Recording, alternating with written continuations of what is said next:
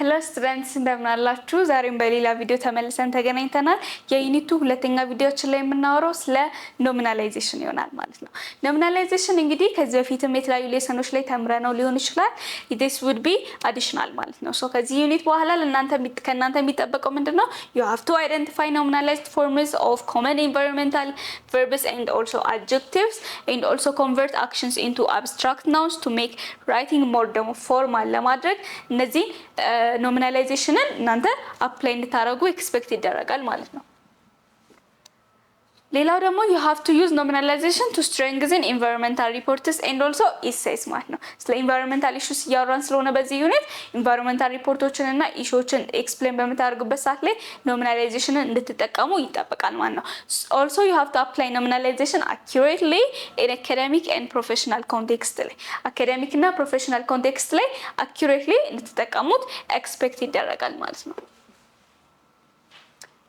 ሌላኛው ምንድነው nominalization is the process of turning verbs or adjectives into nouns to create a more formal objective and concise tone in writing ማለት ነው nominalization ብለን የምንለው adjectives ሊሆኑ ይችላሉ verbs ሊሆኑ ይችላሉ እነሱን ፎርማል የሆነ ቶን እንዲኖራቸው ወደ noun የምንቀይርበት ፎርም ወይም ደግሞ ፕሮሰስ ነው nominalization የምንለው ማለት ነው so ለምሳሌ እንመልከት እስቲ pollute እና destroy የሚሉ verb ወይም adjectives አሉ pollute ምንድነው it is a verb when we verbun ወደ nominalize በመናረግበት ሰዓት ላይ suffix ሽን የምትለውን suffix እንጨምርበትና pollution የሚል noun create እናደርጋለን ማለት ነው so ይሄንን ፕሮሰስ ነው nominalization ብለን የምንጠራው ማለት ነው pollution ወደ pollution የመቀየር ፕሮሰስ ማለት ነው destroyንም በተመሳሳይ መልኩ destroy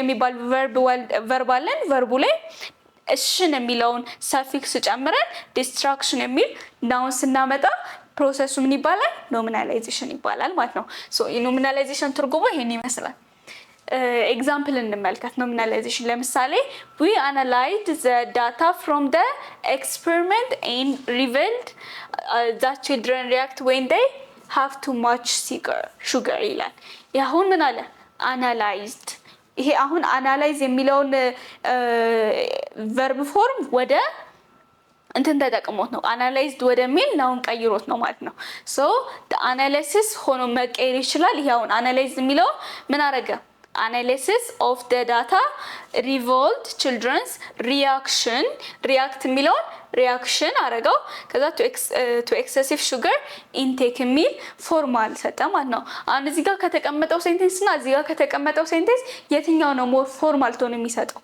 ስናነበው አሁን ሌላኛው we analyzed the data from the experiment and it revealed that children react when they have too much sugar ይላል ያሁን ወደ nominalized form ሲጻፍ እንዴት ነው የሚደረገው the analysis of data revealed children reaction to excessive sugar intake ማለት ነው ምን አደረገ ማለት ነው verb የነበሩትን ወደ noun adjective የነበሩትን ወደ noun ቀይሮ ምን ፈጠረ ፎርማል የሆነ ቶን ፈጠረ ማለት ነው through what nominalization ማለት ነው so nominalization ብለን ምንለው ይሄንን ፕሮሰስ ነው ማለት ነው በአጠቃላይ ይሄንን ማየት እንችላለን ናውኖችን verboችን እና adjectiveዎችን ወደ noun እንዴት መቀየር እንደምንችል ማለት ነው many verbs can be nominalized by adding common suffixes such as ልክ እንደ shin meant ion እንደገና ans የሚሉ አይነት ሰፊክሶችን ተጠቅመን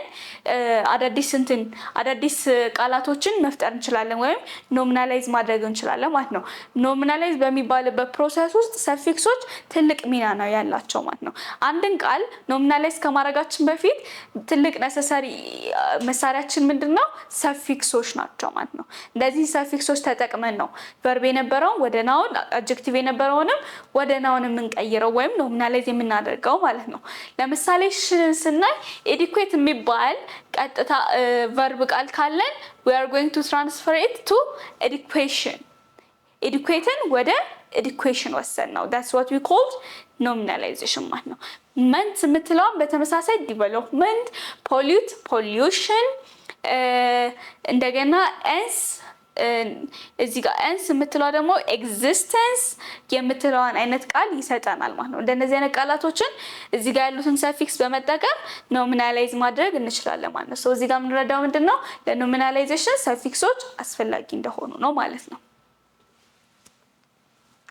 Okay, nominalization often removes the subject and focuses that the process or the idea, not the actor ማለት ነው። nominalization ላይ አይዲያው ላይ ሐሳቡ ላይ ወይ ድርጊቱ ላይ ነው እንጂ ፎከስ የምናደርገው አክቱ ላይ ወይም የሚያደርገው ሰው ላይ አይደለም ማለት ነው። አክተሩ ለኛ ምንም ያደርግልን ሪፖርት ላይ ስናቀርብ እንደዚህ ተደረገ ብለን ነው እንጂ የምናቀርበው እንትና እንደዚህ አደረገ አይደለም ማለት ነው። so nominalization more formal tone እና professional የሆነ ቶን ላይ እንዲሰጠን ስለሆነ የምንጠቀመው we use them as አይዲያቸውን ወይም ፕሮሰሳቸውን ዲስክራይብ ለማድረግ እንጂ አክተራቸውን ለማሳየት አይደለም ማለት ነው። ኤግዛምፕል ላይ people destroyed forests ይላል። አሁን እዚህ ጋር people destroyed forests የሚለው ሐሳባችንኛ ሰዎቹ ያንን ጫካ ዲስትሮይ ማድረጋቸው ላይ ሳይሆን በኖሚናላይዜሽን ምን እንደምንፈልገው የጫካው ዲስትሮይ መደረግ ነው የኛ የሚያስፈልገው ማለት ነው። so the destruction of the forests ብለን ሪፖርት እናደርጋለን ወይም ደግሞ destroy የሚለውን ቃል destruction ብለን ኖሚናላይዝ ማድረግ እንችላለን ማለት ነው። so let's practice እነዚህን ቃላቶች ሰፊክሶችን በመጨመር ነው እንግዲህ ኖሚናላይዝ የምናደርገው ብለናል። ኖሚናላይዝ ለማድረግ እነሱ ስለሚያስፈልጉ ማለት ነው። አጠቃላይ እዚህ ጋር ያሉ ቃላቶች በብዛት ኤግዛምፕል ላይ ያነሳናቸው ናቸው። ምናልባት አዲስ ሊሆኑ የሚችሉ ቃላቶችን እኔ ልስራና ሌሎቹን እናንተ ትሰራላችሁ። ሜቢ ኢሚትን አላነሳንም፣ ኮንዘርቭን አላነሳንም። ሌሎቹ 1 እና 4 እናንተ ትሰራላችሁ፣ 2 እና 3 ደግሞ እኔ እሰራለሁ ማለት ነው። so ኢሚት ለሚለው we are going to say ሽን የምትለውን ፕራክቲስ ወስደን emission የሚል ቃል ነው የምንፈጥረው ማለት ነው። ኮንዘርቭ ለሚለው በተመሳሳይ ሽን የሚለውን ሰፊክስ ወስደን we create conservation የሚለው ማለት ነው። so emitን ሽን የሚለውን ሰፊክስ ተጠቅመን ምን እናደርገዋለን ማለት ነው emission which is nominalization ማለት ነው። እንደገና ደግሞ conservation is a noun which is nominalization ማለት ነው። the process of changing emit to the emission is called nominalization የሚለውን ሐሳብ ነው በዚህ ሌሰን እያየን ያለ ነው። እዚህ ጋርም ደግሞ የተወሰኑ ቃላቶችን ከዚህ የምንምረጥና እንስራል፣ እናንተ ደግሞ ትቀጥላላችሁ። እኔ ፕሮቴክት እና ዲስትሮይ ልስራ፣ እናንተ ደግሞ ኢሮድ እና ዲቨሎፕን ስሩ ማለት ነው። so protect የተለመደ ነው አይደለ? we said what protection good so destroy ለሚለው ደግሞ ምን እንላለን? ቀደም ኤግዛምፕል ላይ አንስተነው ነበረ for destroy we say destruction አይደለ? so በእንደዚህ አይነት መልኩ ሰፊክሶችን እየጨመረን ቃላቶችን ወደ ናውን መቀየር እንችላለን። ፕሮሰሱን ደግሞ ኖሚናላይዜሽን ብለን እንጠራዋለን ብለን ነው በዚህ ሌሰን ያየነው። so ይሄን ያህል ካለን ኮንክሉድ እናድርግ። የቀሩትን ጥያቄዎች እናንተ ፕራክቲስ ማድረግ እንዳትረሱ። so practice make you clever እንድትሆኑ ማለት ነው። so nominalization makes writing more formal እንዲሆን ያደርግልናል። ፎርማል የሆነ ራይቲንግ ኢምፐርሰናል የሆነ ፐርሰናል የሆነ ቪው ሳይሆን ኢምፐርሰናል የሆነ ቪው እንዲኖረን ያደርግልናል። እንደገና ደግሞ አካዳሚክ የሆነ ቶን እንዲሰጠን ያደርገናል። so ለዚህ nominalization ያግዘናል ማለት ነው። it also helps us to shift focus from who does the action የሚለውን ትቶ the action itself ላይ ፎከስ እንድናደርግ ያደርገናል ማለት ነው በንግግሮቻችን ላይ። ሌላኛው ምንድነው? using nominalization in environmental reports strengthens clarity and professionalism ማለት ነው። so በዚህ ዩኒት ያወራን ያለነው ስለ ኢንቫይሮንመንታል ኢሹ ስለሆነ ኢንቫይሮንመንታል ኢሹዎች ላይ በተለያዩ ቦታዎች ላይ እነዚህ ነገሮች ማንሳት እንትናችንን